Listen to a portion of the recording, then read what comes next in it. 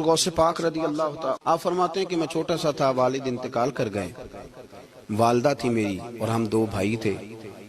فرماتے ہیں بچے کھیلنے کے لیے نکلے تو میں بھی ان کے پیچھے کھیلنے نکل گیا۔ ایک بیل بچوں کے قابو آ گیا، تو بچوں کے قابو کو چیز آ جائے تو پھر وہ اس کا جو حال ہوتا ہے وہ تو ہمیں پتہ ہی، ہم سارے بچے رہ چکے ہیں۔ تو کہتے ہیں وہ بیل قابو آ گیا، کوئی اس کے کان چھیڑتا، کوئی اس کی دم چھیڑتا، کوئی اس کے سینگ چھیڑتا، کوئی کسی جگہ سے اسے تنگ کرتا۔ مختلف بچے اس کو نا دم سے پکڑ کے ہلاتے، بیل بھاگتا۔ حضور غوث پاک فرماتے میں بھی آگے بڑھا، اور میں نے جب اس کی دم پکڑ کے ہلائی تو بیل نے میری طرف منہ کیا اور کہنے لگا عبد القادر تو نانا ایسے کر، بول کے کہنے لگا تو نانا ایسے کر، تجھے رب نے ان کاموں کے لیے پیدا نہیں فرمایا۔ آپ فرماتے مجھے اتنا خوف طاری ہوا، بیل کو بولتے دیکھا تھا پہلی دفعہ، بیل کو۔ اب میرے سنی کو بھی دلیلوں کی ضرورت ہوتی ہے، دلیل نہ دیں، کسی بزرگ کی بات سنائیں تو سنی بھی تھوڑا تھوڑا دائیں بائیں دیکھتا ہے۔ یہ شور ایسا ہوا ہے نا، پراپوگنڈا ایسا ہے۔ میں حدیث پاک سنا دیتا ہوں۔ رسول کریم صلی اللہ تعالی علیہ وآلہ وسلم فرماتے ہیں ایک شخص نے بیل پہ سواری کر لی تھی۔ بیل سواری کے لیے نہیں پیدا کیا گیا، سواری کے لیے اونٹ ہیں، خچر ہیں، گھوڑے ہیں، گدھے ہیں، بیل کھیتی باڑی کے لیے۔ بیل نے سواری کر لی، اس شخص نے جب بیل پہ سواری کی تو بیل پیچھے مڑ کے دیکھنے لگا اور کہنے لگا یار تو بڑا بیوقوف ہے، بول کے بیل حضور کے زمانے میں کہنے لگا مجھے اللہ نے سواری کے لیے نہیں پیدا کیا، میرے سے وہ کام لے جس لیے میں پیدا کیا گیا ہوں۔ تو بندہ ڈر گیا، کہنے لگا بڑی حیرانگی والی بات نہیں کہ بیل بولتا ہے، تو بیل پھر بول پڑا۔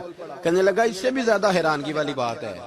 اس نے کہا وہ کیا؟ کہنے لگے مدینے میں نبی پاک آ گئے ہیں اور تو نے ابھی تک کلمہ ہی نہیں پڑھا، یہ اس سے بھی زیادہ حیرانگی والی بات ہے۔ جامع المعجزات میں حدیث موجود ہے، حضور آ گئے اور تو نے کلمہ ہی نہیں پڑھا۔ وہ شخص کہتا ہے میں سر پٹ دورا، جب آ کے سامنے کھڑا ہوا تو حضور مسکرائے، فرمایا آجا پڑھ لے کلمہ، مجھے پتا ہے تجھے کس نے بھیجا ہے۔ تو بھائی اللہ چاہے تو بیل بول، چلیں ٹھیک۔ اب آپ تھوڑے سے راضی ہوئے ہیں بات سمجھ، اللہ آپ کو جزائے خیر عطا فرمائے۔ اللہ والوں کی باتیں مان لیا کریں۔ میں بڑی ذمہ داری سے کہتا ہوں رب کریم کے کوئی بندوں کی بات کتاب و سنت کے خلاف نہیں ہوتی، وہی تو کتاب و سنت آگے پہنچانے والے ہوتے۔ تو حضور غوث پاک فرماتے ہیں میں وہ ڈر کے گھر آیا، جب گھر پہنچا تو میرے کانوں میں آواز آ رہی تھی لبیک اللہم لبیک لبیک لا شریک لک لبیک۔ فرماتے ہیں میں چھت پہ چڑھا اور میں نے جیلان میں اپنی چھت پہ کھڑے ہو کے دیکھا، تم حج کے دن تھے، میری سیدھی نظر میدان عرفات پہ گئی۔ لوگ میدان عرفات میں بیٹھ کے لبیک لبیک پڑھ رہے تھے۔ پہلے میں وہاں سے ڈر کے آیا، پھر چھت سے ڈر کے نیچے اترا، ماں کو ساری بات بتائی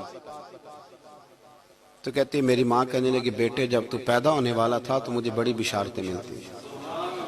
فرماتے ہیں ماں نے نا کھولا بکسا صندوق تو 80 دینار نکالے، فرمایا پتر تم دو بھائی ہو اور تمہارا باپ کل جاگیر 80 دینار چھوڑ گیا، 80 40 تمہارے 40 تمہارے بھائی کے۔